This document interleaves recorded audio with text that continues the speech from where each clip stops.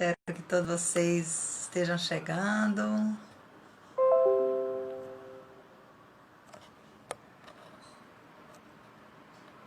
Olá, boa tarde, boa noite, né? Boa noite. Vamos publicar aqui o nosso tema de hoje. Olá, boa noite, sejam bem-vindos. Vou fixar nosso tema. Vamos hoje conversar sobre um tema muito importante para a nossa contemporaneidade. Um tema, inclusive, solicitado por nossos próprios alunos. E isso é muito importante porque o aprendiz, né, ele tem que ser o construtor. E nós temos que ser apenas o mediador de sua aprendizagem. O tema de hoje é a importância da literatura para a afirmação da afropotência. Deixa eu convidar as pessoas. Vamos chamando os amigos. Vocês estão vendo aí os balãozinhos. Vocês podem pegar esse balãozinho e encaminhar para quem vocês conhecem, para quem vocês acreditam que esse tema, esse momento será importante para conhecer, para debater, para discutir. Sejam bem-vindos, alunos, pais, sejam bem-vindos todos vocês. Eu sou Joelma Queiroz, atuo como coordenadora pedagógica do Ensino Fundamental 2 e esse ano nós estamos trabalhando com o livro Lendas Negras com os nossos alunos do 6º ano. Então, como eu havia dito, eles mesmos, a partir de alguns levantamentos que nós fizemos, os nossos próprios alunos pediram entre os temas que nós debatêssemos a respeito do racismo. Hoje nós estamos percebendo cada vez mais a luta que as pessoas negras têm tido para que haja uma representatividade na sociedade, para que exista realmente o extermínio desse mal que é o racismo em nossa sociedade e que acabe com essa invisibilidade, porque na verdade é o que as pessoas que são racistas procuram fazer, tornar o negro invisível, não reconhecendo o seu potencial. Nós somos todos diferentes e somos todos potencialmente capazes. Boa noite, boa noite. Fátima, Viviane, professor Edivaldo, Emanuele. Esperando então que as pessoas cheguem cada vez mais. Vão chegando para que nós possamos ter esse debate. Bom, vocês estarão assim bem à vontade. Olá Dani, tudo bom? Para fazerem perguntas, nós hoje teremos um convidado muito especial, o nosso professor Lorival Santos. Ele é mestre em letras e seu mestrado foi justamente sobre essa temática, sobre a afropotência, um conceito que ele mesmo desenvolveu e que nós estaremos aqui discutindo a partir dessa questão da literatura. Por que a literatura é importante para a construção, para o fortalecimento da afropotência? Isso eu, como especialista em literatura, também me descobri agora na pandemia, me descobri contadora de histórias, escritora, e sei o quanto a literatura, sendo uma arte, a arte da palavra, porque ler é poder, né? Literatura enquanto arte da palavra, ela nos dá a dimensão da provocação, da criticidade, da criatividade. Ela faz com que nós, a partir da leitura, nós possamos reelaborar determinados sentimentos, emoções, com que nós possamos fazer uma reflexão e se colocar no lugar do outro, com que possamos desenvolver a nossa imaginação e principalmente a nossa criticidade. Então, a literatura, a leitura é o único caminho para que haja o esclarecimento, para que haja o desenvolvimento intelectual, cognitivo. E quando eu falo leitura num sentido muito amplo.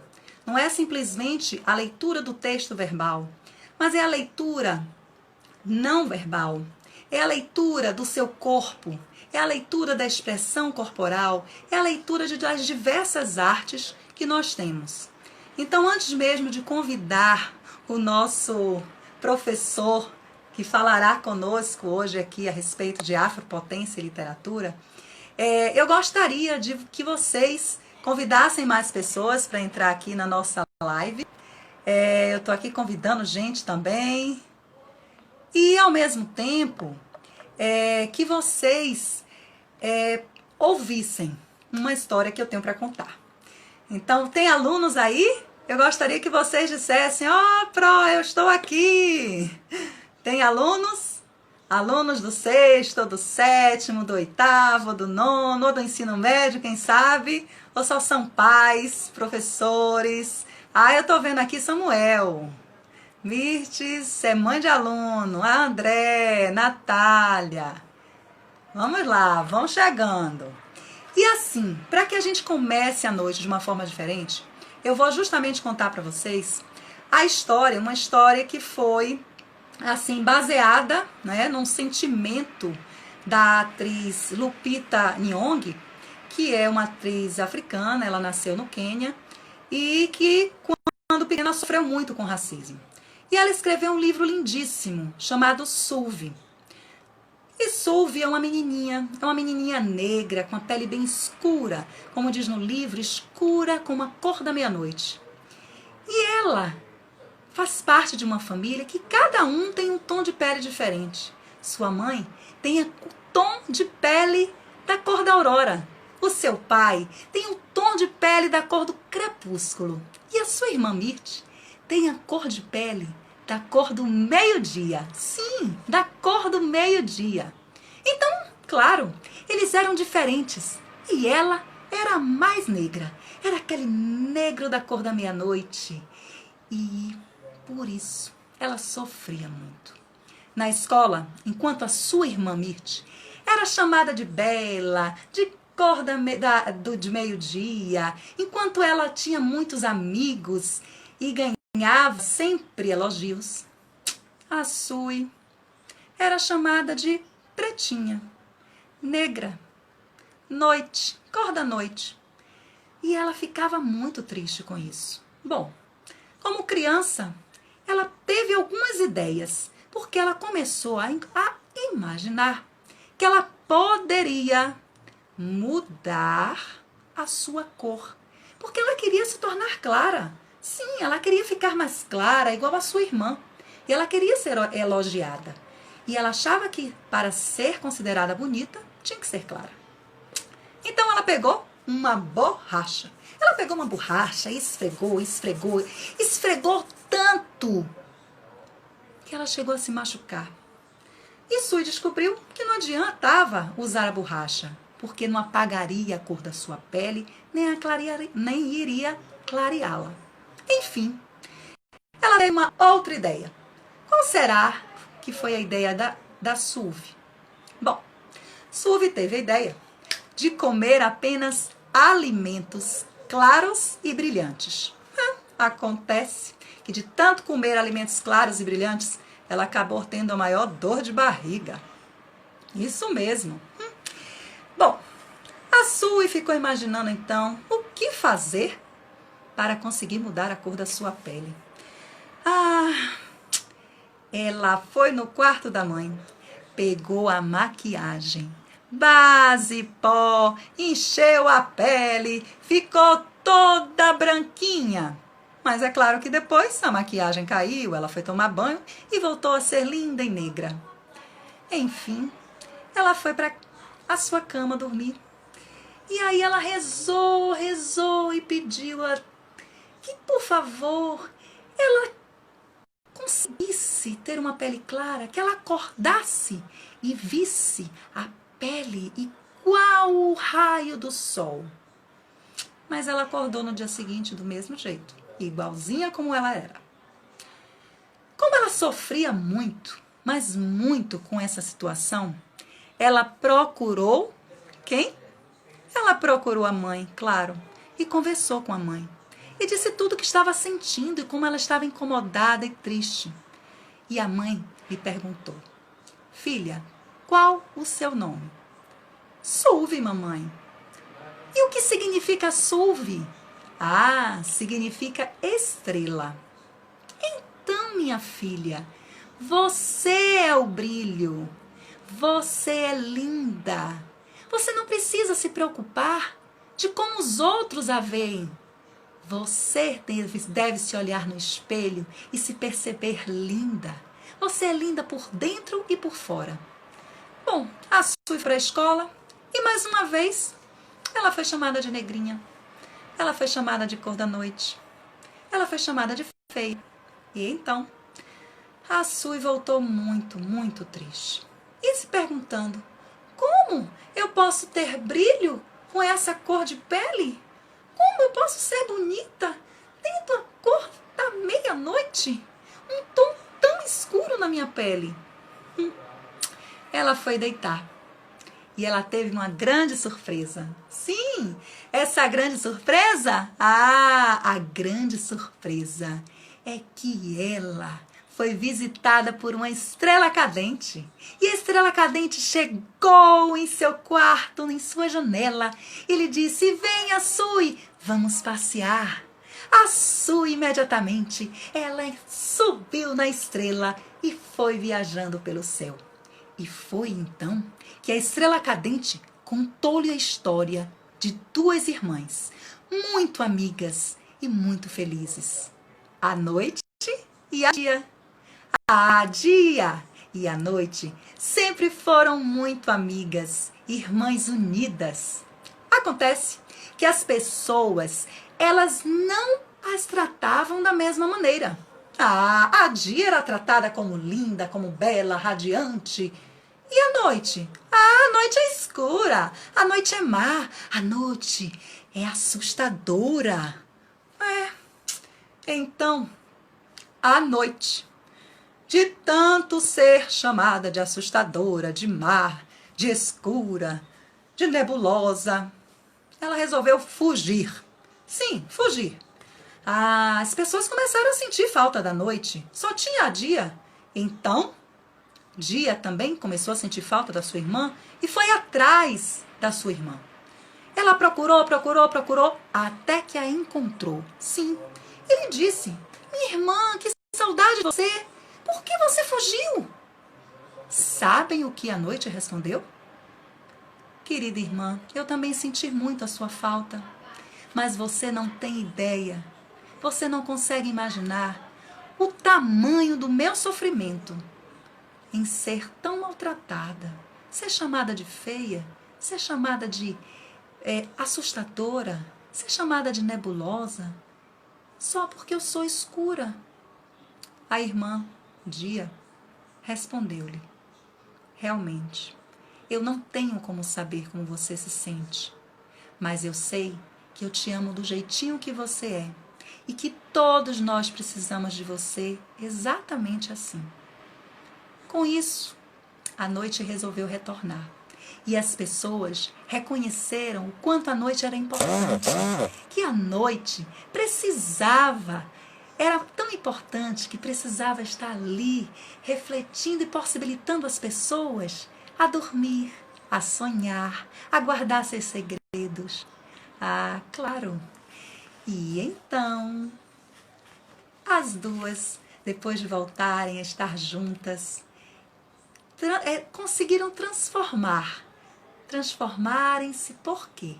Porque durante o dia, a noite também aparecia. E mas de que forma? Como será? E durante a noite também. Bom, um pouco da noite voltou a ser dia em forma de sombra. E um pouco do dia voltou a ser noite em forma de raios de luar. Isso mesmo, em forma de raios de luar.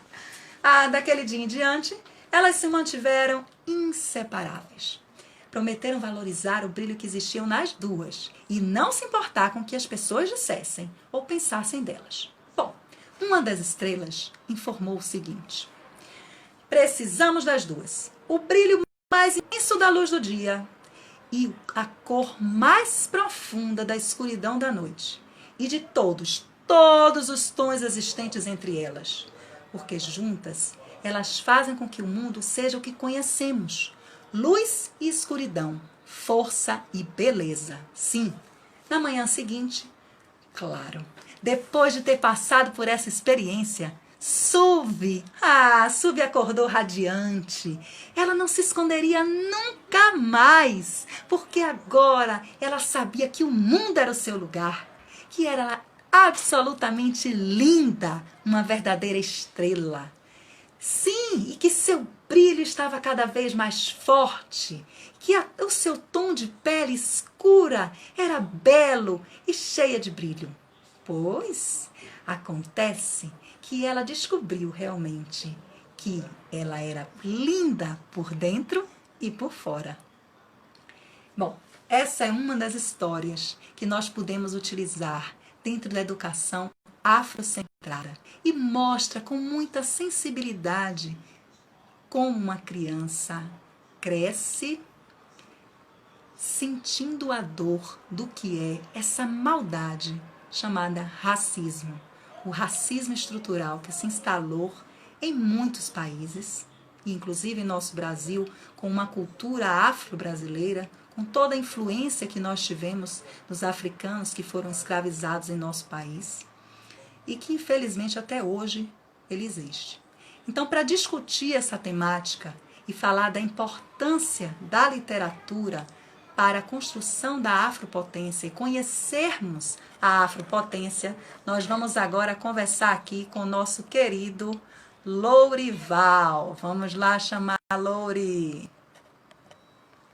Lourival.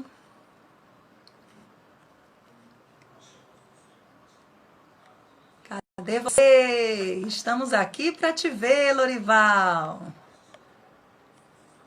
Bom, eu não estou encontrando ainda Lourival. Deixa eu tornar a procurar aqui. Achei. Pronto, Lori, tá aqui você. Não sei o que está acontecendo. Vamos voltar aqui. Eu queria lhe pedir, Lourival, para você... aqui. Pronto, entrou. Valeu. Vamos lá, fixar aqui o comentário. E tá aqui Lourival. Bom, nós vamos começar com Lourival. Ele é mestre, para quem esteve aqui.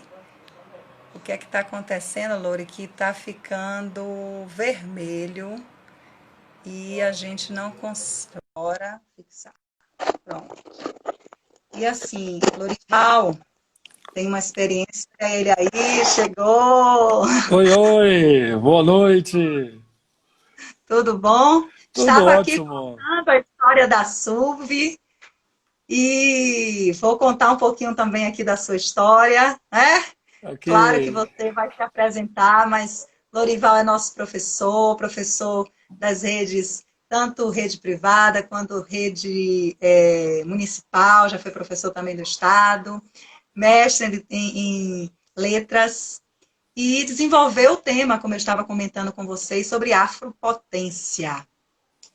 E é claro que nós estávamos aqui contando um pouco da história, e a história de Suvi, ela traz justamente o que as crianças e as pessoas negras sofrem a partir desse racismo estrutural que foi instalado em nossa sociedade, que até hoje procura invisibilizar o negro, e que até hoje nós percebemos que nos desenhos animados são raras os desenhos em que os protagonistas são negros. Eu mesmo tenho uma filha de 6 anos, procuro os desenhos, e eu só conheço uma, Doutora Brinquedos, que a mãe é uma doutora, é negra, e a filha brinca de consertar os brinquedos e de ser uma doutora também.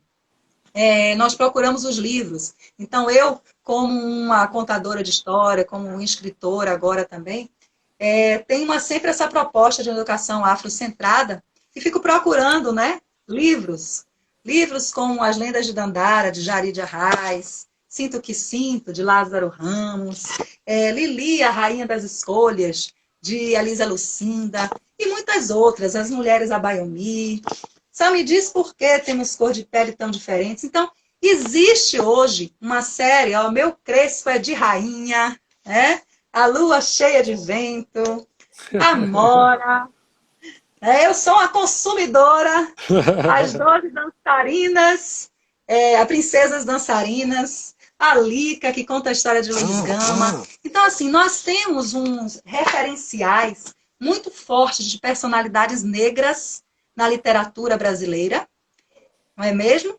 Desde a literatura clássica, quando nós pensamos, por exemplo, em grandes escritores renomados e reconhecidos, e que foram tentados, de alguma forma, tentou-se embranquecê-los, né? Como Lima Barreto, como Machado de Assis, a própria Chiquinha Gonzaga, artista, musicista, que era filha de mulatos, como se diz, infelizmente, essa palavra não deveria existir, mas foi criada dentro dessa visão racista, né?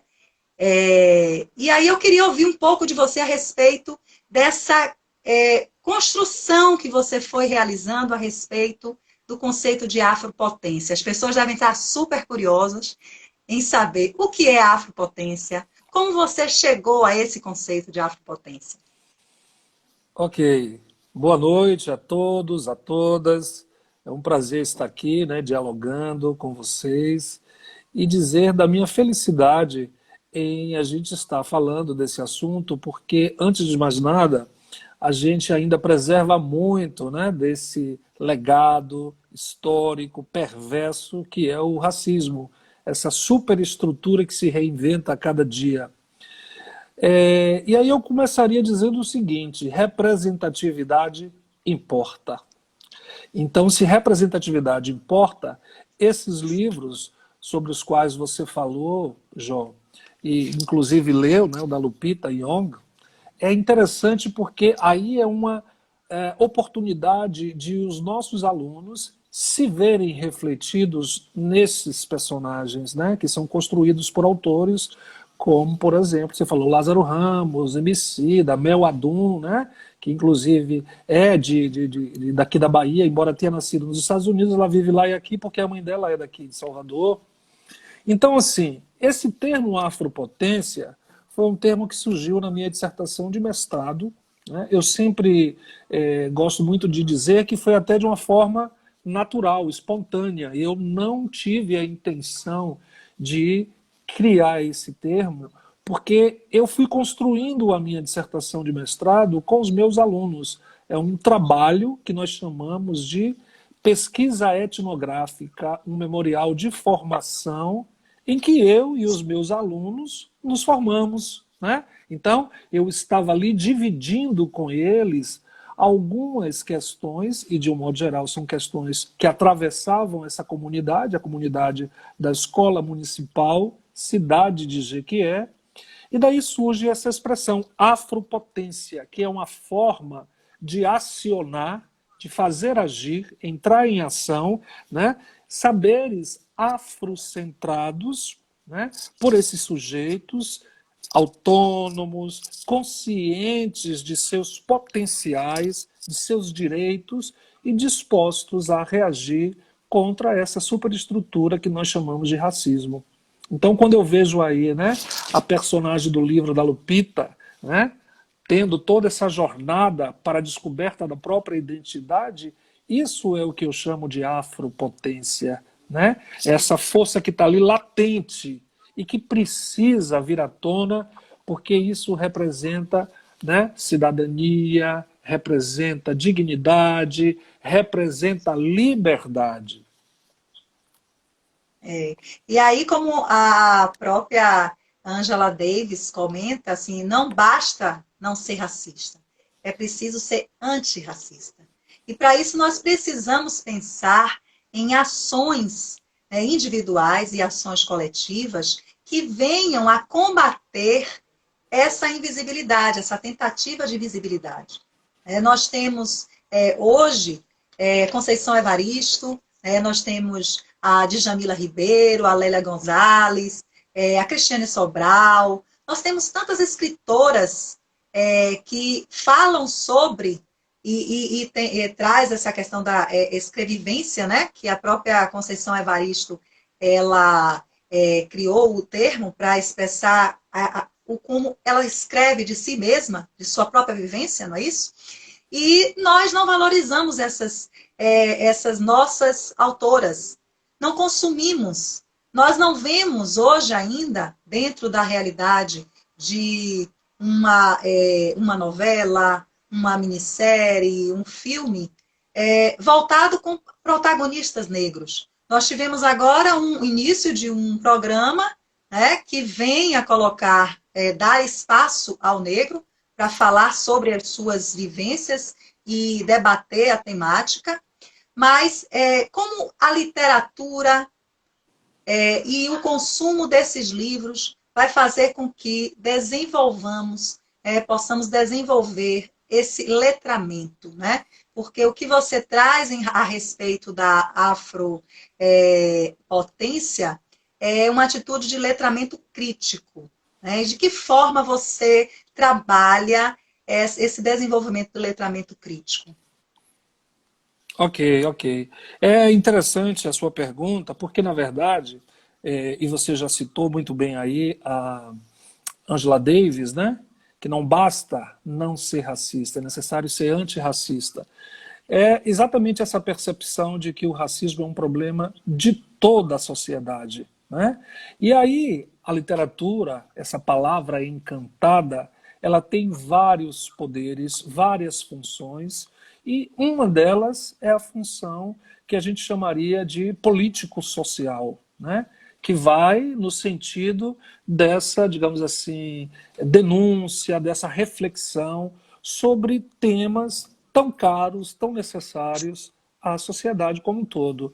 E aí o que, que eu acho? Eu acho que as escolas, né, e aqui eu falo sobretudo das escolas públicas, mas também das escolas privadas, elas têm demonstrado uma abertura muito grande a tudo isso, na medida em que começa a adotar, né, livros, produções literárias que trazem toda essa discussão. Então, um livro, por exemplo, como o da Lupita, né, a Sulve, é um livro aparentemente ingênuo, mas não tem nada de ingenuidade ali.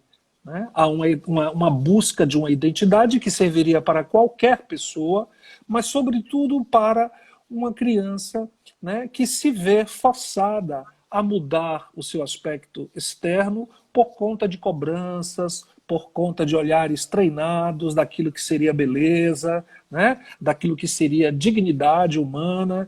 E aí um personagem como esse vai provocando mudanças. A gente leva esse tipo de texto para a sala de aula e, na perspectiva do letramento crítico, né, porque no letramento crítico o aluno, mais do que nunca, precisa entrar em ação para ver os significados, os sentidos daquilo que está no texto, né? Tanto na sua superfície quanto mais por dentro dele.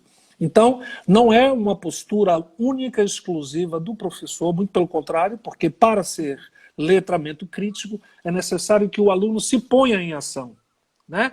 E se ele se põe em ação, ele se envolve, se imbrica com aquele conteúdo e passa a, digamos assim, abrir possibilidades, né, de uma sociedade justa, bonita, diversificada, democrática. Isso. E nós, quando pensamos em ações, que nós também percebemos o quê? A partir da nossa própria fala, a partir da nossa própria reação diante de determinadas circunstâncias da sociedade, nós, enquanto professores, educadores e também familiares, nós precisamos realizar uma autorreflexão. Quantas vezes as pessoas elas trazem frases que são frases racistas ou até olhares em duvidar de uma pessoa por ser negra que tenha chegado a determinado momento, em determinada carreira e com determinada visibilidade. Então, assim, o racismo ele foi algo construído ao longo da nossa sociedade, né? Da nossa história, a história do nosso Brasil, algo proposital, não é isso? Que até hoje nós vemos enraizado, que nós vemos que a grande população, principalmente da nossa cidade, mesmo sendo a população negra, nós temos um percentual altíssimo de jovens negros que são mortos, um percentual altíssimo de pessoas negras que não chegaram às universidades. Então, o grande nível de massa de desigualdade social que nós temos, de pessoas que fazem parte da miserabilidade, né, que estão à margem da sociedade, são pessoas negras. E isso tudo é reflexo de uma história que foi construída ao longo do tempo. E que nós, enquanto educadores, e que nós, enquanto aprendentes, não é? Porque todos nós estamos aprendendo, os nossos alunos, os pais, precisamos estar atentos à forma como nós reagimos. Então, assim, existem alguns autores que nós podemos trazer que, de alguma forma, a sua história consiga representar o quanto o racismo foi construído ao longo do caminho da história do nosso país. Eu conheço alguns e eu queria que você citasse para que as pessoas vissem assim. Nós temos, por exemplo, uma primeira romancista, né, brasileira negra, e que as pessoas não conhecem a história, que precisam conhecer. Então, assim, trazer para o público a história de grandes personagens negros e da nossa história do Brasil, e também refletir a respeito da luta que foi, porque foi passada uma imagem do negro passivo, não é isso? Do negro que simplesmente aceitou a sua condição, que foi escravizado, porque antes nós usávamos a palavra escravo de uma forma muito inadequada, né? E sim, eles foram escravizados. E a versão é outra. Então, o que você pode nos trazer em torno dessa história da literatura brasileira que amplie nossa visão a respeito da construção desse racismo estrutural? Na verdade, Jó, a gente tem uma produção vastíssima em várias áreas do conhecimento, né? Na área da antropologia, da psicologia, da sociologia, da literatura, obviamente, a gente precisa falar aqui, como você bem já citou, né, a Maria Firmina dos Reis, essa romancista que estava lá no século XIX, que foi silenciada, né, e até hoje eu diria que continua, porque a gente se depara com livros didáticos em que o nome dela sequer é citado, né? E aí o que a gente vai encontrar? Esse silenciamento, ele não é ingênuo, ele é proposital, tá? Então é bom que se diga, por exemplo, que o grande escritor que a gente conhece e que é estudado ainda nas escolas como o grande representante da literatura realista brasileira, o Machado de Assis, era um escritor negro. Há todo um movimento nesse momento de, digamos assim, empretecer, enegrecer Machado de Assis, né? Porque foram estratégias, né, das editoras, enfim, de várias agências aí, no sentido de torná-lo um escritor branco. Poderia ser, mas é bom que se diga que ele é negro, né, uma figura super importante, que vai fundar a Academia Brasileira de Letras, né, que é o centro da intelectualidade brasileira até os dias de hoje, um escritor que coloca a literatura brasileira na ordem universal, né? Machado de Assis é considerado um dos 10 maiores escritores de todos os tempos no mundo. É assim, perfeito, produziu muito, né? Ele sai de lá do romantismo, atravessa o realismo, vai até o simbolismo, e a gente pega, por exemplo, as produções de Machado, estão aí, né, ainda muito atuais. Encontramos Lima Barreto, né? Encontramos Lima Barreto, Barreto, encontramos. inclusive, ele falava um pouco a respeito desse preconceito, da truculência militar, da hipocrisia que cercava, né, as relações da sociedade republicana. Ele faz digamos assim, essa denúncia, né, em sua obra. Exatamente. A obra dele mais importante nesse sentido é a Clara dos Anjos, né, que tem como pano de fundo essa tensão racial, né? E aí, se a gente chega para os dias de hoje, a gente vai encontrar uma grandiosidade, né? Uma quantidade imensa de escritores, pensando exatamente do ponto de vista dessa arte da palavra encantada, que é a literatura, a gente vai encontrar, como você já citou, Conceição Evaristo, a gente vai encontrar Geovânio Martins, a gente vai encontrar Elisa Lucinda, a gente vai encontrar Mel Duarte, Wesley Correia, Rita Santana, Bonesa, Gonesa Gonçalves, Patrícia Linda. Maria, exatamente, Emicida, a Regina Luz, que é Emicida. uma amiga nossa, professora de literatura, tá? Que escreveu o livro Alica, né? Baseado, Aí eu exatamente, tenho aqui. E aí traz um pouco da história de Luiz Gama. A Lica conta a história de exato. Luiz Gama, de Luiz Amaim, da luta que Uhum. foi para que ele chegasse onde chegou. Né? E assim, se a gente parar para pensar na história, o legado cultural, tudo que foi construído, ele veio da África. Né? Sim, sim. Nós bebemos de toda a sabedoria que existia na África e, de alguma forma, nós trouxemos como se fosse nosso e invisibilizamos essa grandiosidade do conhecimento que veio da África, né? Porque Exatamente. era algo realmente que o branco não aceitava, né, considerar que o berço, a raiz de toda a construção científica não veio, né, da Europa, mas sim do continente africano. E quantas vezes nós até crescemos imaginando que a África era um país e não um continente com 54 países. Né? Isso tudo foi muito proposital. A nossa história, a própria educação brasileira, ela criou essa condição para chegarmos ao que ainda temos hoje. Infelizmente, estamos em 2020 vivendo essa realidade. Esse Aqui a apagamento, né? Clara diz assim: um povo que não conhece sua história, origem, sua cultura, é como uma árvore sem raízes. Marcos Garvey, isso mesmo. Marcos Garvey, que é esse panafricanista, né? E que mostra com essa frase a necessidade de a gente conhecer, se apropriar da nossa história. Porque o que foi que aconteceu? A gente sabe que houve uma expropriação do continente africano por esse homem branco colonizador que se achava universal e se acha ainda de uma certa forma, no sentido de que ele vai apagar todo esse conhecimento, né?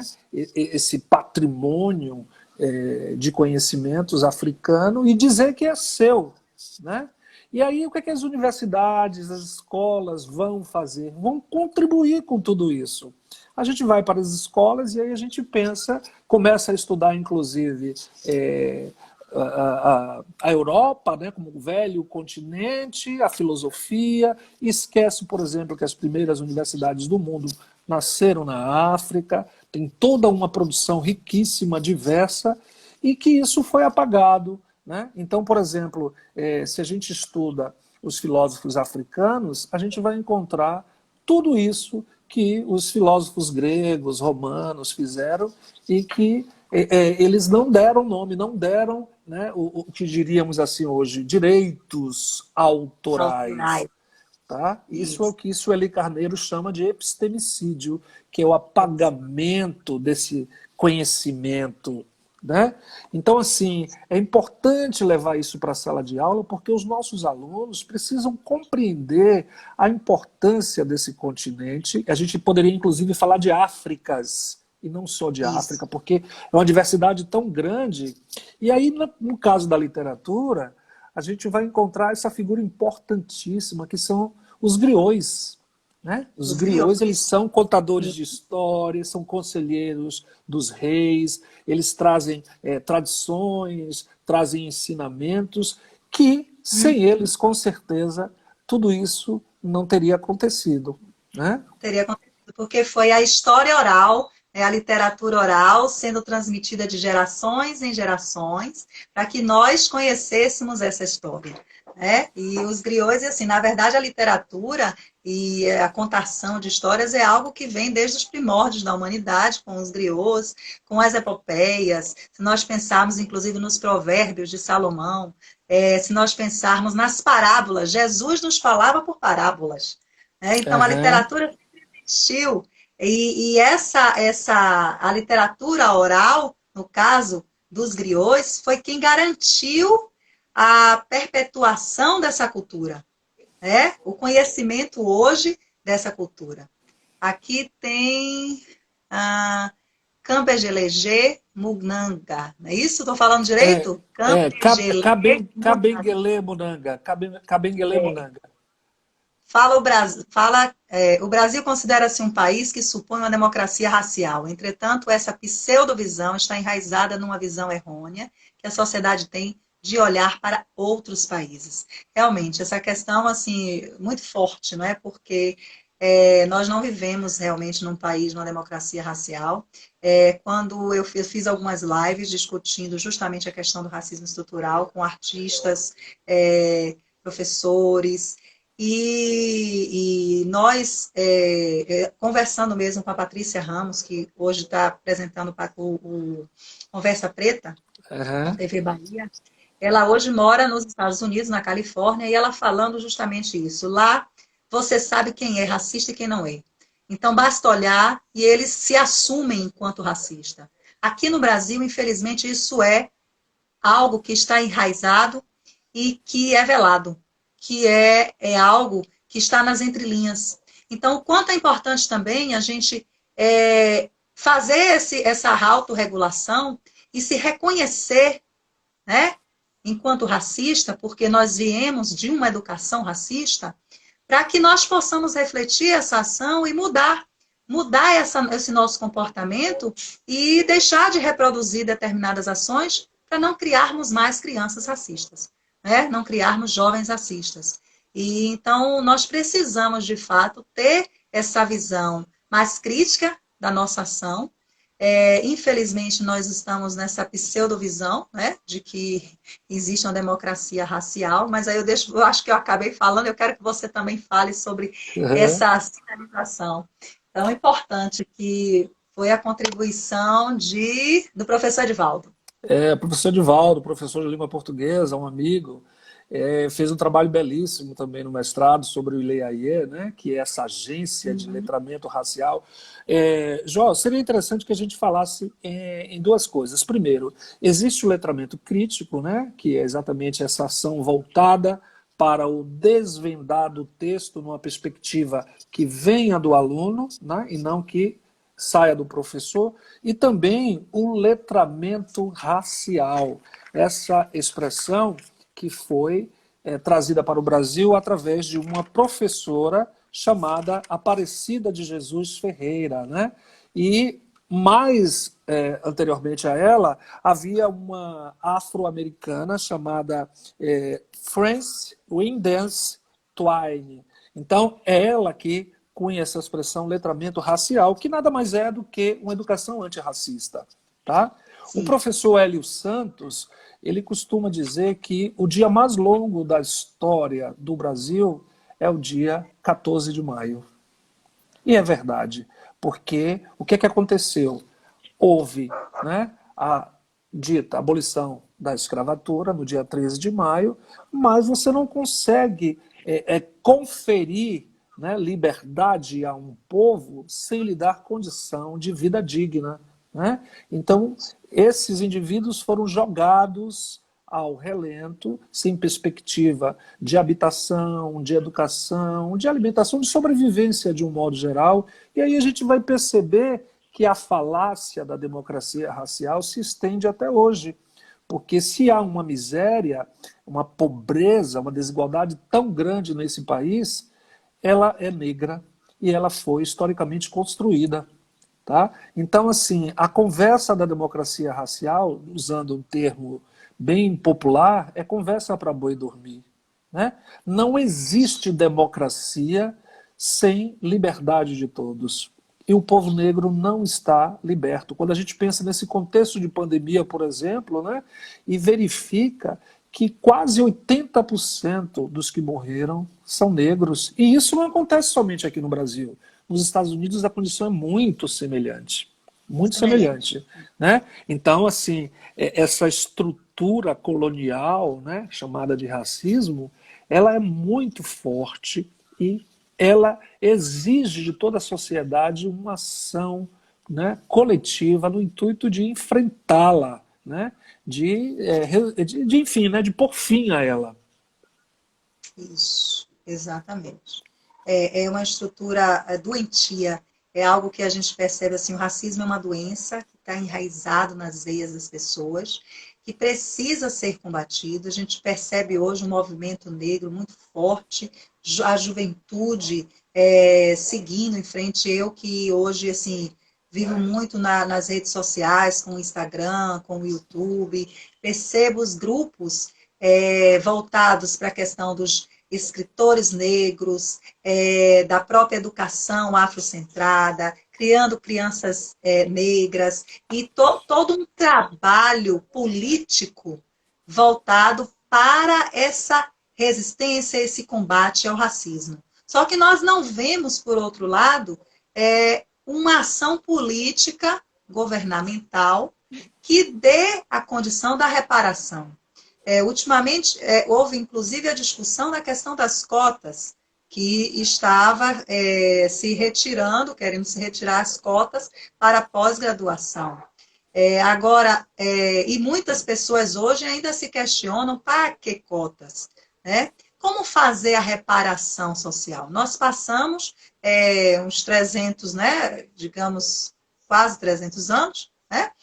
E nós continuamos a ver uma quantidade enorme de pessoas na desigualdade social que são negras, dentro das escolas públicas. Quando nós procuramos, são poucas as escolas, como a nossa, por exemplo, as Sacramentinas, em que há uma diversidade muito grande, uma escola particular, mas que existe essa diversidade, que as pessoas são trabalhadas no sentido assim de vamos formar cidadãos a partir do amor, do afeto, do respeito ao outro, e que há essa diversidade. Quantas escolas de grande porte nós chegamos e contamos, às vezes, na palma da mão, o número de estudantes negros que existem lá. Né? Então, nós não podemos fechar os olhos para uma realidade como essa. É E verdade. as ações precisam ser realmente de reparação. E não é nenhum favor, né, estarmos realizando, eu na minha parte, bom, eu posso ter a pele branca, eu sou branca, jamais vou saber o que é o racismo, nunca saberei o que sente uma pessoa ao ser julgada pela cor da sua pele, né, ao ser desvalorizada pela cor da sua pele, mas eu tenho como obrigação, enquanto educadora, de realizar esse trabalho de letramento crítico, né, de letramento de afropotência, porque, independente de estar trabalhando ou não com pessoas que eu trabalho nas duas redes e conheço as duas realidades, independente, eu sou educadora. E eu preciso, nós precisamos lutar por um país mais digno e mais igualitário. E a literatura é nossa grande arma. É o nosso grande instrumento, o livro é o nosso grande instrumento. E saber fazer o que com esse livro? Quanto mais o livro chega na mão desse estudante e nós procuramos desenvolver nele o pensar por si mesmo e a criticidade e analisar o que está aí, porque são eles que estarão no futuro governando o nosso país. São esses jovens que nós estamos formando hoje que vão estar governando o nosso país e que vão estar com a possibilidade de tornar esse país mais igualitário. E nós precisamos quebrar de vez com essa, infelizmente, com essa corrente que ainda atravanca, amarra as pessoas que muitas vezes, por causa de sua cor, têm salários mais baixos, não são escolhidos numa determinada seleção por causa da tal aparência. Então, nós temos hoje ainda muito forte essa situação dentro do nosso país e temos que combater trazendo a literatura para a sala de aula. Nós, enquanto famílias, podemos também trazer as nossas experiências, os relatos familiares, não é? Porque quantas vezes nós podemos sentar com nossos filhos e trazer essa cultura para dentro de casa e comprar e consumir esses livros de protagonistas negros, de autores negros. Então, nós precisamos fazer a nossa parte também enquanto cidadão. Não é uma questão especificamente governamental, né? Mesmo porque vai depender muito de quem está no poder naquele momento. Mas é uma questão de humanitária, e que nós, enquanto sociedade, precisamos nos estruturar para combater as mazelas que existem em nosso país. Né? Sim, com certeza. Aqui alguém colocou assim, recomenda as seguintes poetas negras: Débora Garcia, Jennifer Nascimento, Riane Leão, ou Rayane Leão, talvez, Lívia Natália, sim, Lívia Natália, inclusive, maravilhosa, professora da UFBA.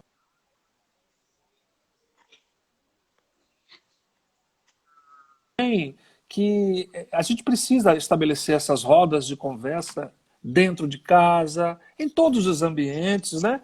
E fazer dessas lições, né, antirracistas atitudes, porque a gente tem encontrado denúncias mais do que nunca nos dias de hoje, né? Uma, digamos assim, visibilidade dos casos de racismo no Brasil e no mundo, mas aí sempre vem, logo em seguida, uma desculpa que tenta atenuar, né, a pessoa que praticou o ato racista como se ele fosse um doente. Doença é uma coisa e racismo é outra. Racismo eu compreendo quando você fala que é doença. Realmente é uma doença. A sociedade, a humanidade, ela é toda doente. A questão é que uns são mais do que outros, né? Mas a partir do momento em que a gente passa a justificar o racismo como doença, a gente começa a compreender de forma muito tolerante, muito suave, indivíduos como esses que, por exemplo, foram flagrados, né, agindo contra a dignidade de um entregador, né, de comida. O garoto que foi trocar o relógio para o pai no shopping, estava com a nota fiscal e ainda assim ele foi, né, revistado por seguranças. Então, assim, é tudo muito difícil e a gente precisa, né, abrir a boca, denunciar, falar disso. Dói, mas é necessário. Verdade, isso mesmo. Não levando, eu quando comento sobre a doença, não enquanto algo orgânico, e realmente eu Aham, falo no entendi. sentido figurado, né? No sentido Sim, de que é algo tão desumano, tão cruel, né? Que nos faz remeter a uma podridão dentro do corpo, né? A algo ruim, exatamente. algo que traz consequências, mazelas muito graves, muito sérias. Mas o mais importante realmente é isso, é fazer da literatura algo que liberte, algo que as pessoas possam crescer e reconhecer a sua a sua ancestralidade, as suas raízes, reconhecer sua potencialidade, a sua beleza, sua condição. Então, assim, de que que nós todos, independente da cor da pele, somos sim todos diferentes, mas somos todos iguais em direitos e merecemos viver uma vida digna, né? Então, a literatura, eu hoje vejo a literatura como um grande instrumento para que a gente possa reverter esse quadro. Nós tivemos leis, precisaram ser criadas leis, né, a 10.639 em 2003, para iniciar o ensino de história, né, da cultura tanto africana quanto indígena. E olhe que foi necessário, depois, mais 5 anos, a Lei 11.645, de 2008, para se tornar obrigatório o estudo realmente da cultura africana, afro-brasileira e indígena. Então, Indígena. você o quanto nós precisamos criar uma lei atrás da outra para forçar com que, dentro do cenário educacional, pudéssemos realizar esse trabalho de afropotência, né? Como você traz essa nomenclatura. E realmente, assim, o intuito sempre foi do apagamento, né? Da invisibilidade do homem e da mulher negra, né? E, assim, quando você fala da questão dos insurgentes, né? Dos sujeitos históricos, fale um pouco sobre essa questão para a gente compreender melhor essa É, construção. porque, na verdade, assim, os corpos negros são corpos vistos pelo Estado, né, brasileiro, no caso, como corpos matáveis, né, aqueles que podem morrer. E aí a gente teria, por exemplo, aquilo que a Shirley Mbembe fala de necropolítica, tá? Que é exatamente essa política de matar os corpos negros pelo Estado. Você falou no começo, Jó, de jovens que são mortos. Uma triste estatística que diz que a cada 23 minutos, no Brasil, um jovem negro é morto. Né? E aí a gente termina o dia com cerca de 83 jovens mortos. Então isso é um absurdo. E somos corpos insurgentes por quê? Porque a gente está o tempo todo, né, se reinventando, resistindo, lutando, propondo uma diversidade racial para esse país, que é um mosaico de etnias, né, de grupos, de tons de pele, etc. Então, a gente precisa o tempo todo se insurgir, não é fácil. E é muito menos fácil ainda quando a gente pensa na mulher negra. Ao falar, por exemplo, aí da Lei 11.645, os índios eles não estão em situação muito diferente, não. Muito pelo contrário. A gente precisa ler os autores indígenas, né? Como Ailton Krenak, o Daniel Munduruku, porque eles têm coisas a dizer, eles precisam falar de si. Aquela velha, né, história que diz assim: só dói quando eu sinto. Não, tem que doer na pele de todos nós, porque o racismo, né, que é inclusive a ideia de raça é uma construção social, né? Quem criou isso foi o homem branco, o colonizador, que se achava universal, e aí é necessário se falar assim, o autor negro. Mas eu falo, por exemplo, de Clarice Lispector e digo que ela é uma escritora, Branca. entendeu? Isso. Então, por que a gente Exato. precisa dessa adjetivação ainda? É exatamente por conta dessa invisibilidade. Agora, o movimento negro, ele ressignificou a palavra negro e a palavra raça, né? Que é exatamente nesse sentido de insurgência, né? Daquele que parte para o confronto, porque ou você luta ou você, infelizmente, morre. Né? Então, Isso. um corpo insurgente é um corpo em ação contra essa superestrutura chamada de racismo. Exato. E aí, quando diz assim, justamente, tem que doer na pele de todos nós. Isso é algo, é Exato. fato.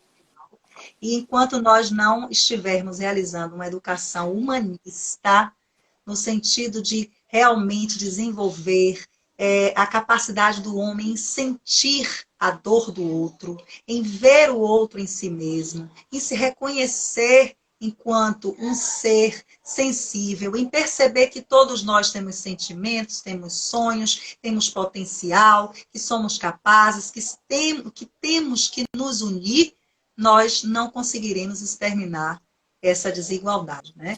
Então, para Verdade. fechar, tem a lenda africana, o Ubuntu, né?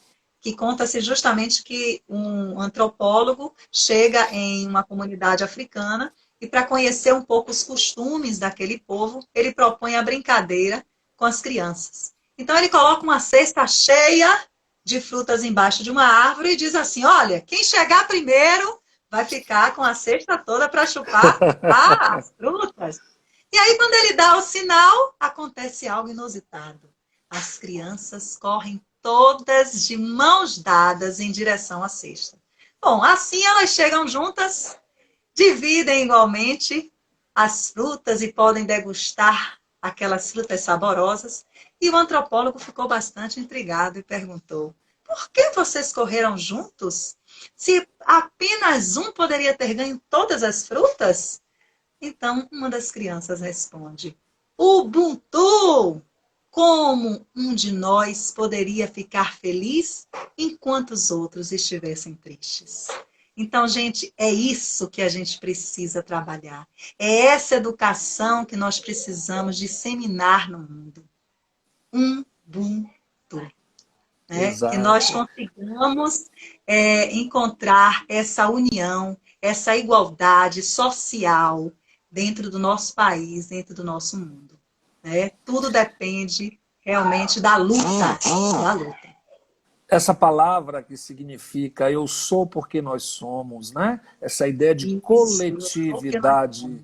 né? De coletividade que é importante, essa postura empática, né? De estar no lugar do outro, de se colocar no lugar do outro, independentemente de cor de pele, independentemente de condição social, né? a gente tem que se ver como humanos. E isso é Humanos. algo que a gente está construindo na medida em que a gente promove a leitura desses textos, que a gente promove o letramento